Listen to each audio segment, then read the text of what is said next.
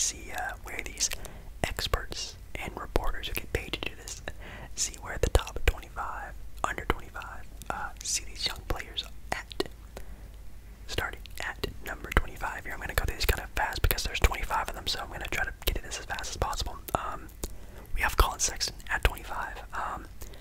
I do sort of agree with this. Collin Sexton really only known for being a scorer. That's really about it, but he does have a very sort of scrappy side of him, being known as the Bull. I think his nickname is like Young Bull or something like that, but he is a very scrappy player. I just keep remembering that that game against the Brooklyn Nets last year. He was going at Kyrie Irving and all those guards. He was taking that game over for Cleveland, so that was really cool to see. But for being a point guard or even a guard in general, Collin Sexton is just looks at the rim and just goes at it. So not really the best team player, but individually not too bad. But Collin Sexton, number 25. Number 24, we have Jarrett Allen at number 24. Do you believe Collin Sexton isn't as good as Jarrett Allen? Kind of controversial there. Jarrett Allen, as a young big man in the NBA, does make a lot of sense having him be on this list because, again, the dude is maybe one of the best blocking bigs in the NBA. I mean, he's already blocked the shots of, again, I keep saying this every time I talk about Jarrett Allen. You know, Giannis, LeBron, Kevin Durant, this dude has, you know, blocked a bunch of different dunks from a bunch of big-time NBA players. This guy is big time when it comes to the defensive end. The offensive end is what he obviously needs to improve on, but defensively, he has it. He has length. Does need to get a little bit bigger in size, but even after that, it could be a very good, I don't want to say like a Rudy Gobert type of player, but man, definitely maybe a future defensive player of the year candidate. I don't know, maybe, but definitely is getting paid like one because he's getting paid $100 million to probably come off the bench next year. That's crazy. Or actually, no, he might start. Or actually, I don't know what the Cavs are doing, actually. Whoa. Okay, at number 23, they have Miles Bridges from the Charlotte Hornets at 23. Do you think Miles Bridges is a more, I don't know, you know, higher potential player than Collin Sexton? Interesting.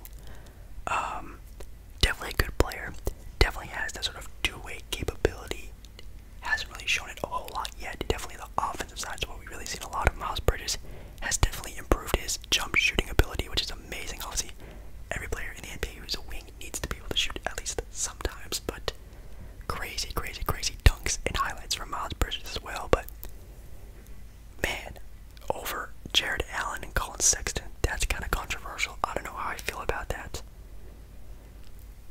I guess if I was making a team and I had to pick one of the two guys, I mean, if I'm playing more team play, obviously Miles Bridges. If I'm playing, you know, if I only get one player, I guess Collin Sexton would be the better scorer out of the two. But I guess for an all-around team game, I guess Miles Bridges does have that little two-way capability, I guess. At 22, we have Tyrese Halliburton. Wow, the rookie from last year. That's crazy. Interesting. It's interesting because he was only the 12th overall pick, but is known for being maybe, besides obviously the top rookies of last year, was probably the biggest sort of surprise of last year. Everyone thought that the Tyrese De'Aaron Fox backcourt would be kind of weird and awkward, but he actually matched up pretty well with both of the guys, and it looks like for the future that's their backcourt. And Tyrese Halliburton hopefully can, again, sort of like a lot of younger players in today's NBA I keep talking about, needs a jump shot, he needs to improve on that end, but playmaking ability, not too bad. He's a super quick, crafty guard who can play, you know, defense and offense. He looks pretty good. Number 22, Tyrese Halliburton. This one I definitely agree. You could maybe even argue him being higher up on the list, but I think this is good to just, you know, see what happens to him next year, because obviously the sophomore slump is a real thing, and maybe Tyrese will get that. At number 21, we have Lonzo Ball at number 21. Not bad. I mean, that's good. I mean, I would hope that Lonzo Ball would have a higher potential than that, but I think as of right now, it's not a bad spot for him. A lot of improvement, a place to grow from, I think is a good idea. Because again, I think even still, I'm one of the Lonzo Ball believers, even though it's probably stupid to say that, but I still think Lonzo Ball has all-star capability. I still think he can be, you know, a 20-point per game scorer, averaging 8 assists and a high number of rebounds and steals. One of the best, well, can be at one point in time, maybe one of the best two-way players in the NBA. I still believe that, and I think with Chicago being on a more highly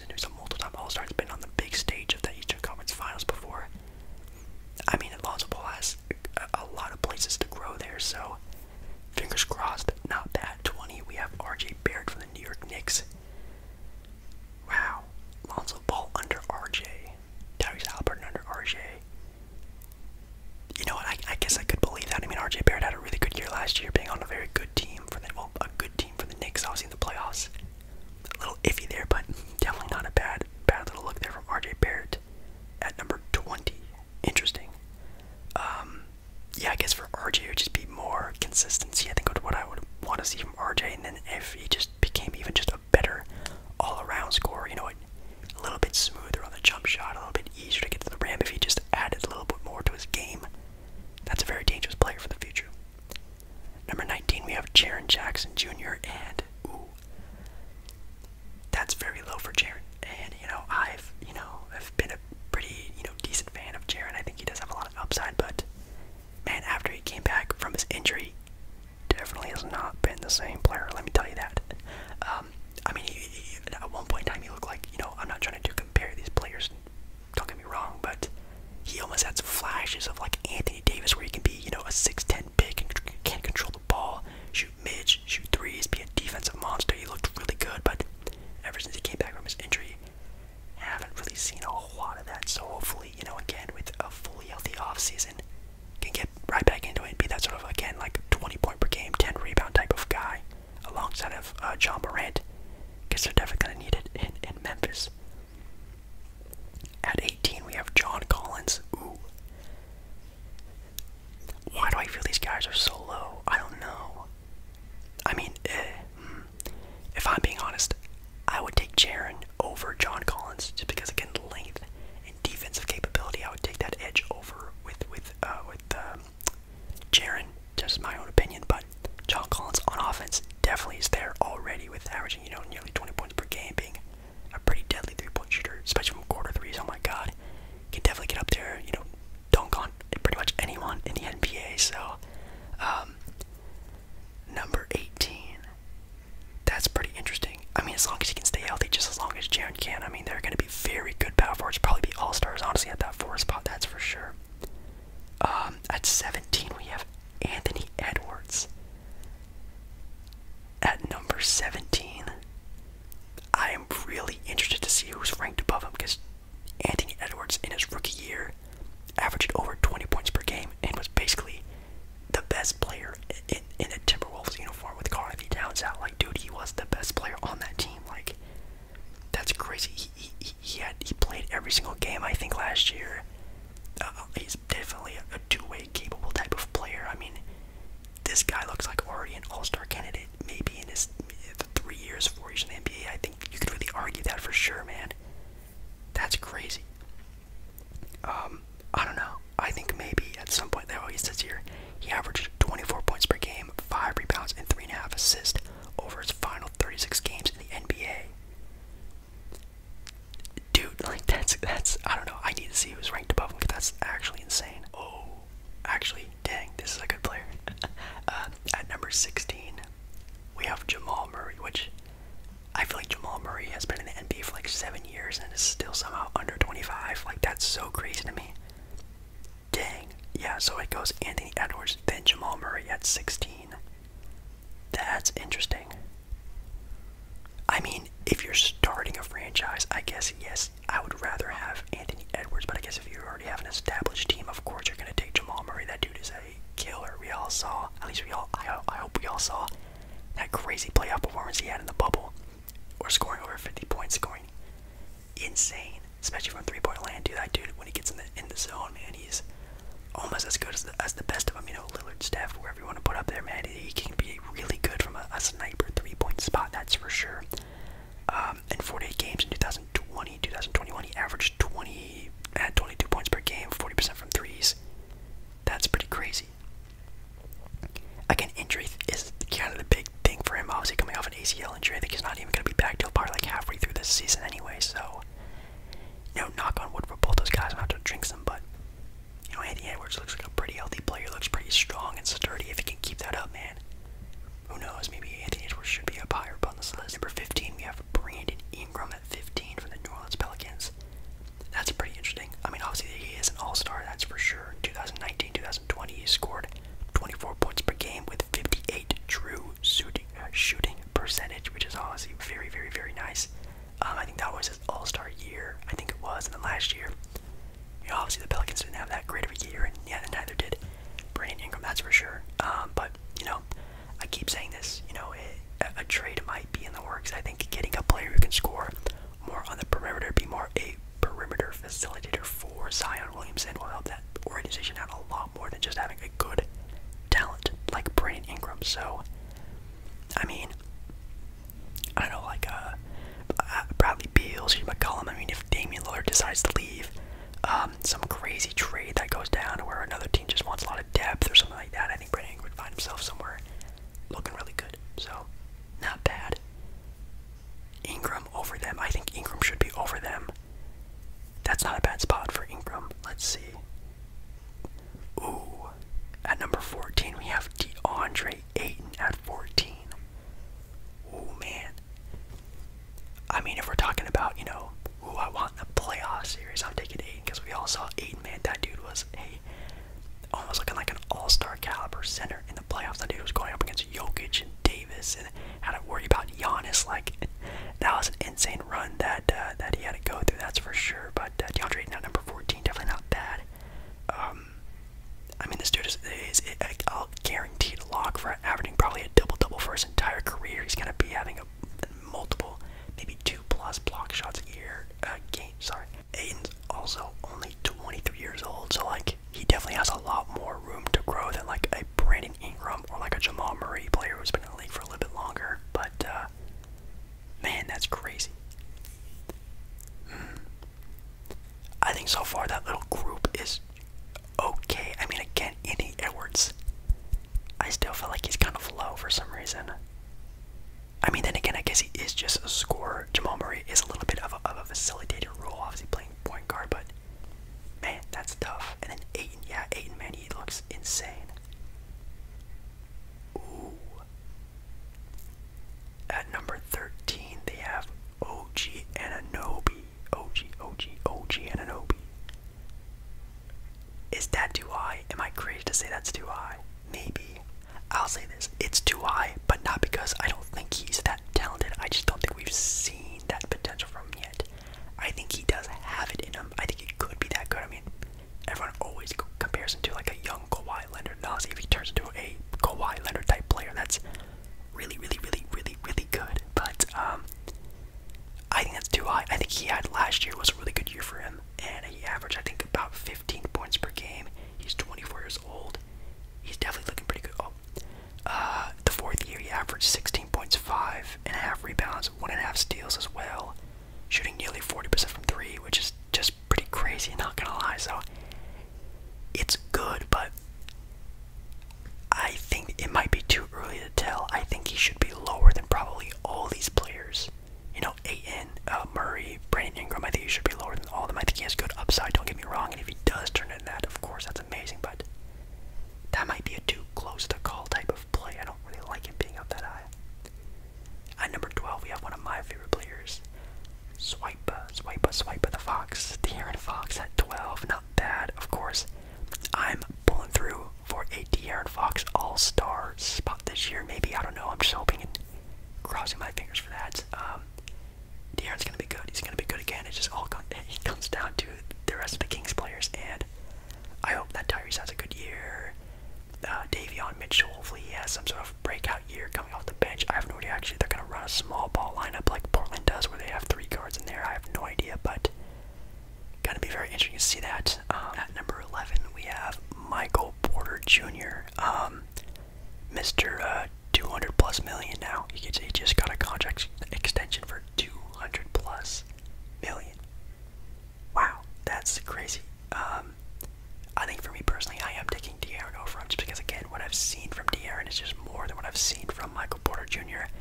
He did have a very good year last year in shooting the ball with fire in his hands like that. He shot, I think, over 40% from 3, didn't he? I think in the playoffs he shot like 50%, like absolutely insane. This dude is a guaranteed like over 24 per game scorer, but the dude can barely average over an assist.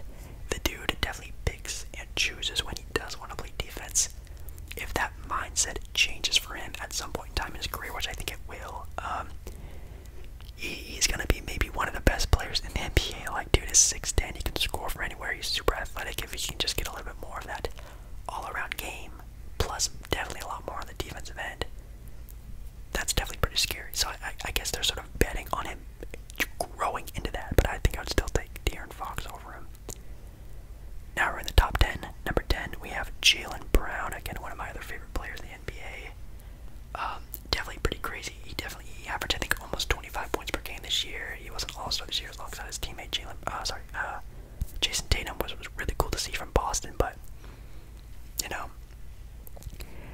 hopefully it wasn't a fluke, a fluke season. I don't think it is. I think he's going to have a very good year next year, and talk about one of, if not arguably, the best two-way player in the NBA today. I mean, obviously there's no Jayson, Tatum, Paul George, and all those guys, but man, he was looking pretty dominant before he got hurt last year. That's for sure. On number 9, we have Ja Morant. Man, would you take Ja Morant over De'Aaron Fox? I think it just might be the fact that he's younger and has like more upside. That I think people would probably rather have Ja Morant, but I mean, of course, if you're trying to win a title, I guess you would just take De'Aaron Fox. But yeah, upside, I think for sure Ja Morant, man, he was looking pretty scary last year, especially in that playoff elimination game. I think it's the sort of the staple in his career already against the Golden State Warriors with Steph Curry. That matchup they had, man, he was going off. He was looking really good. That's for sure. Ooh. At number 8, we have LaMelo Ball. Now, is that too low? LaMelo Ball, Rookie of the Year. The dude that was pretty much almost an all-star last year. Man, that's interesting. The only thing you can really say about LaMelo Ball would be defense, wouldn't it? Even then, he's not like a bad defender. He's pretty average for his first year as a rookie in the NBA. He wasn't a terrible defender. That's really the only thing he really needs to work on, and probably like efficiency, shot creating, and all that stuff. But that's like years in the NBA, you get better at that. I think just defensively is all you really have to knack on him for. But only 8th. I feel like that's pretty low. I think the list up to there was pretty good. I think Ja over Jaylen. I think that does make sense because point guards are just more valuable in today's NBA, so I understand that for sure. I'd rather have De'Aaron over Michael Porter Jr. Again, just what I've seen from De'Aaron is just more consistent, I guess I could say.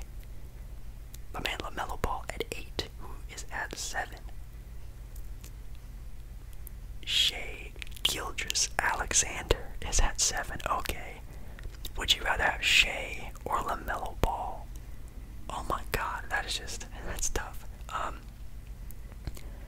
Again, it just goes to age, and Shai is probably going to start hitting his prime, his peak here very soon. I mean, the dude played alongside Chris Paul. He's played under Doc Rivers. He's going to be, the star of his own team next year, and the dude looks like he's going to be averaging like 25, like 6 and 6. Like, this dude looks like he's going to be an all-star candidate, like he was last year. So, and he does have that two-way capability. He does have that playmaking capability. Like, man, that's tough. Shai over LaMelo Ball. You know what? I think if we are, I think that you might have to do that. I think he is sort of a forgotten player because he does play in Oklahoma City, but man, if we're going just talent on talent, man, that might not be wrong, that's for sure. Then at number 6, again, I don't know why I feel like these guys are always so low, but then another player pops up, and I'm like, oh wow, well no duh. But at number 6, we have Devin Booker. Is that too low for Devin Booker? We're gonna see, but obviously Devin Booker, probably a top 5 shooting guard in today's NBA. I mean, this dude is probably gonna be an MVP candidate one of these years for sure. I think he almost has to be. This dude is one of the best, shot creators in today's NBA with Chris Paul there in Phoenix now. It's gonna be pretty interesting. I don't know why this seems so low. And he's definitely getting a lot better on defense. I don't know if you guys watched any of the USA Olympic team games, but I mean, Devin Booker was definitely playing some pretty scrappy defense, so he's definitely getting a lot better on that side, which is the only side of the ball you can really sort of knack on him. I mean, he's an amazing facilitator. I mean, this dude was basically playing point guard for a majority of his career in Phoenix, so he can facilitate, he can score, he's getting a lot better on defense, so man, that's pretty crazy. Who's at number 5? Ooh. We have Bam Adebayo.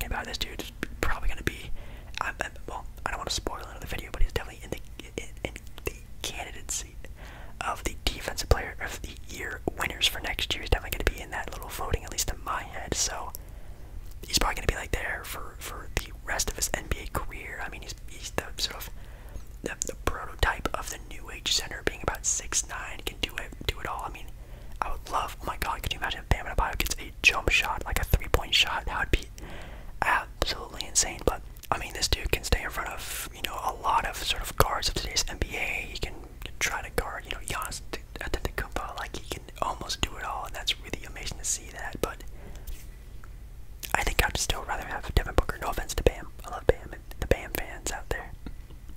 At number 4, we have Zion Williamson. Very, very, very interesting.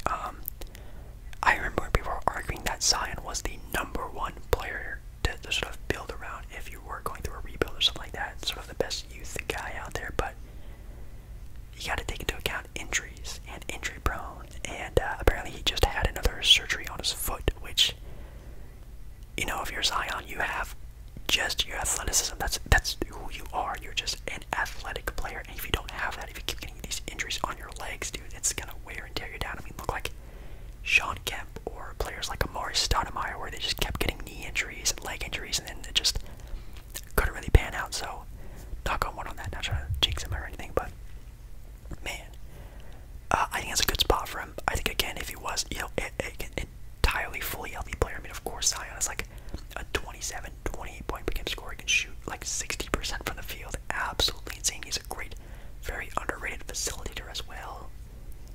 Man, but number 4, I think it's like the perfect spot for him almost as of right now, being sort of injury prone.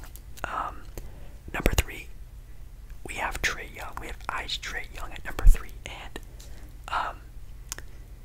man, that's good. I mean, of course, Trae Young is probably going to be like an MVP candidate type of guy in years to come. He's going to be basically the next Steph Curry once Steph retires. So, I mean, he plays a very exciting game, a flash game, sort of the best style of this new age of basketball that we all know and love today. And he's the prototypical type of player to sort of fall into that place, which is really cool. I mean, this dude's going to average probably 30 points per game next year, nearly 10 assists. He's going to look really good. Of course, defensively, he's going to be caught lacking a lot, but that's what you have to do. You just hide him on defense like they do with Steph Curry, and boom, it's not a big deal. So, yep. Number 2, we have Jayson Tatum. We have Jayson Tatum at number 2, and at number 1, I'm going to go through them kind of fast so I can talk about them both. Number 1, pretty obvious. Luka Doncic. Luka Doncic is at number 1. Of course it is Luka Doncic. It's Luka mania. It's Luka madness. Everyone has the sickness of Luka. He is definitely, on the trajectory, on the path of being maybe one of the best basketball players of all times, dude. In his, second year in the NBA, was pretty much an MVP candidate already. The dude was averaging nearly a triple-double, and he probably will be the rest of his entire career, because the basketball IQ on Luka is absolutely insane. It's already maybe the best, arguably, in the NBA, up there with like LeBron or Chris Paul type of players. He can average a triple-double, like I said. He can shoot the ball pretty well. He's a pretty consistent scorer. Defensively, again, is really the one thing you really nag on him. And that's where we can do the sort of argument with Jayson Tatum, because Jayson Tatum has that on lock. He, again, is in that kind of conversation for maybe the best two-way player in today's NBA, and can still score with the best of them, and is still an amazing player. So, man, I mean, I'm not arguing that Jayson Tatum should be above Luka Doncic, but it's very close, at least in my head. So let's say if I did have like the number 1 pick or even the number 2 pick, and I was stuck with either Luka or Jayson Tatum, I'm very happy with either one of them, obviously. But man, I think Jayson Tatum is definitely in a very nice position to where, again, he's also going to be in that conversation for maybe the best player in the NBA when years go down the line, when it's, KD, Kawhi, Steph, LeBron, all those guys retire. When it's him and Giannis and, Luka Doncic, he's going to be in that conversation for the best player in the NBA, because I think the two-way capability of Jayson Tatum is super important and super crazy. I think it will sort of help maybe push him over in a lot of people's eyes. But as of right now, they have Luka Doncic at 1, they have Jayson Tatum at 2, Trae Young at 3. I think that's a pretty good spot for them. Zion at 4, not bad. Number 5, Bam Adebayo. That just doesn't sit right with me. No offense, I love Bam, but again, like Devin Booker, this LaMelo Ball, there's a handful of other players. I think they would be in my top 5 over Bam Adebayo. Maybe even John Morant over Bam Adebayo. I love Bam, but when you're thinking about starting a franchise, you need like that cornerstone piece. And I think Bam Adebayo is an amazing player, but he's not like the guy you can like build around and through. You know what I mean? So maybe that's why I'm sort of nagging him kind of hard. But yeah,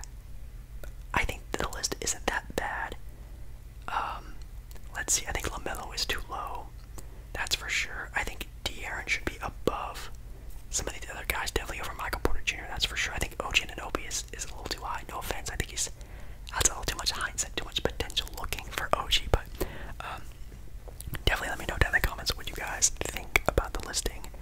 Some of these are a lot of fun to think about and see because sometimes they're very ridiculous, and some of these picks were not gonna lie. But anyways, hopefully you guys enjoyed this quick little video. Hopefully you guys had a good rest of your day or night or whenever you're watching this video.